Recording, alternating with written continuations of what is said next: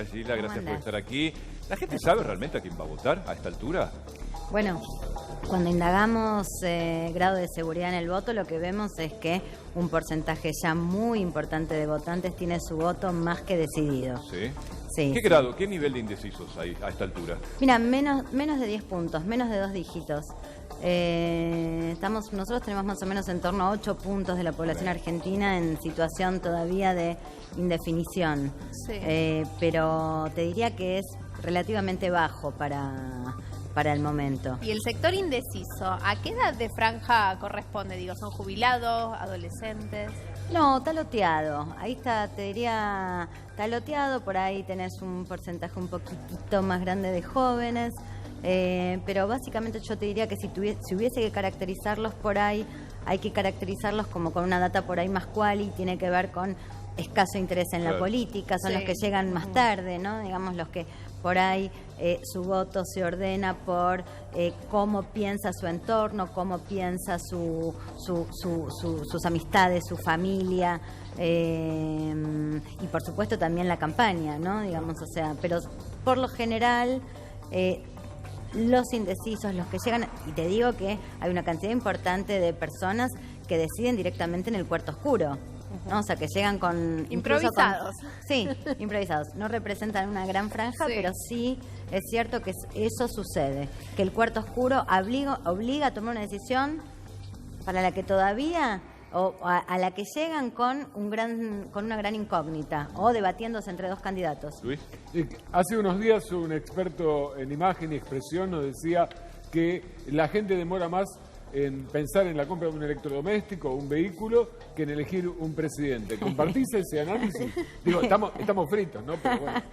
Bueno, a ver, es cierto, yo te diría es un tiempo distinto. Sí. No son comparables porque la elección, o sea, son elecciones distintas. Sí. Pero sí, es posible que a ver, no, es difícil comparar, es como comparar... Es difícil comparar, pero sí es cierto, puede ser que haya segmentos de la población que ronden más alrededor de una compra de magnitud que en relación a la decisión de voto. Yo te lo preguntaba porque todo lo que mencionabas vos juega y de repente Sí. en ese momento decisivo de soledad, en el mal llamado cuarto oscuro, allí habrá quien hasta define una expresión contraria a lo que venía manifestando hasta en discusiones familiares. Mira, lo que nosotros comprobamos, por ejemplo, cuando hacemos estudios de simulación de voto, Sí. es que la escena, la situación, y además te lo cuentan los participantes, la escena, la situación de entrar al cuarto oscuro es algo que en muchos casos todavía despierta algo del orden de la mariposa en la panza. ¿No? En el sentido de alguito de nervios, alguito de... O sea, y sobre todo cuando quieren armar, quieren componer una boleta no lista completa, ¿no? Cuando quieren cortar, que empiezan a aparecer todos los temores, empiezan a aparecer todas las angustias respecto de lo haré bien, lo haré mal, ¿no? Digamos, esta cosa de no está tan claro hoy en la sociedad cómo cortar boletas, sobre todo en los sectores, sobre todo en muchos sectores, digamos, ¿no? O sea, el corte de boletas es algo que produce algo de miedo, resistencia. Sí, y no se termina de entender bien. ¿Germán? Gira, ¿cómo ves la campaña? Digo, había como más ebullición, si se quiere, hasta el momento en que se cerraron las listas. Ahora está como tranquila la cosa, más allá de algún carpetazo, la campaña sucia. ¿No notás como que la gente no le toma interés, el interés que merece, o que los políticos están tratando de regular en lo que es campaña? A ver, la campaña, lo que te diría es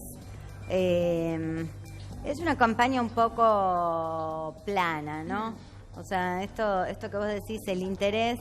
A ver, yo creo que lo que no hubo fueron cosas profundamente disruptivas, que sean, no sé, como focos de atracción. Para un electorado que viene en una situación de ver cómo se conforma esta oferta, por eso digo, vos tenés razón en esto de que hasta el 12, 1 de junio, después hasta el 22 de junio, cómo se mueven los frentes, quiénes eran los candidatos, había una tensión muy fuerte y un faro para la sociedad. Hoy me parece que la campaña está te diría, no, por ahí es un poco difícil, por ahí es un Atomizada. poco duro decir, no, aburrida. Aburrida, ahí está. Aburrida. Bueno, más o Aburrida. menos. Cristina no habla, Claro. Massa aparece Tal poco. cual. Hay poco debate, además. Exactamente. Sí, por ahí la novedad más importante que trajo esta campaña es que, así como Juntos por el Cambio licuó un poco su identidad, o la licuó totalmente con la incorporación de Pichetto, también vemos un Juntos por el Cambio con identidad cambiada cuando vemos algunas situaciones por ahí un poco más agresivas o subidas de tono o un poco más violentas, ¿no? Digamos, algo a lo que no estábamos acostumbrados Ahora, y Sheila, que representa una novedad, ¿no? La oposición, y bueno, el mismo gobierno, todos, digamos, tienen como un gran botín la provincia de Córdoba. Es uno de los distritos más importantes, junto con la provincia de Buenos Aires, obviamente definen una elección nacional. Justamente estamos viendo a Labaña, se reúne con el gobernador Schiaretti, también Alberto Fernández se instala en Córdoba. ¿Qué pasa, Córdoba? ¿Cómo gravita Córdoba en esta elección según tus números? Mirá, ¿Sigue siendo profundamente macrista?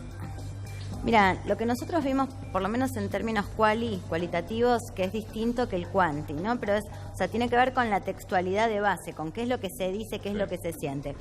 Yo te diría que Córdoba fue muy, muy, muy importante Sí, el 2000. para la victoria de Macri en el 2015. Exacto.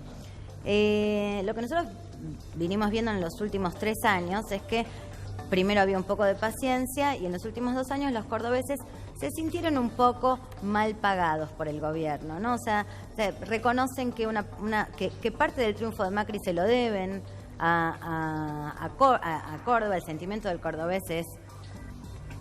Los cordobeses son... La República de son- Córdoba. Son la República, son cordobesistas, son la República de Córdoba.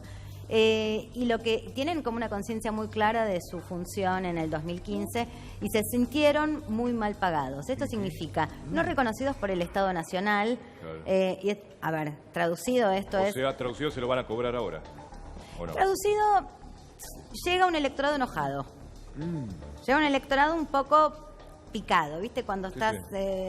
un poco cabrero. Y Y claramente, digo, hay ahí yo te diría un gran botín o por lo menos una masa hoy todavía disputable que puede torcer para un lado o para otro las Y elecciones. Sheila, hablando de Córdoba, con De la Sota en vida, ¿hubiera pasado esto de no sumarse a ningún candidato a presidente o pensás que se hubiera jugado por alguna de las fórmulas? Buena pregunta.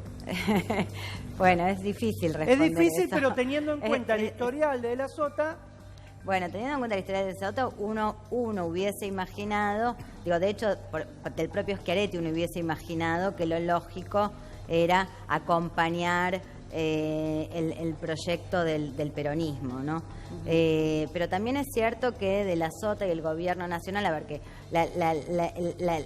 la estructura de coparticipación, una cantidad de elementos hacen que sea difícil para muchos gobernadores hoy jugar contra el oficialismo. Me parece que la decisión de la Sota, que básicamente terminó, o sea, esta cosa de la lista corta, termina beneficiando indirectamente al oficialismo, ¿no?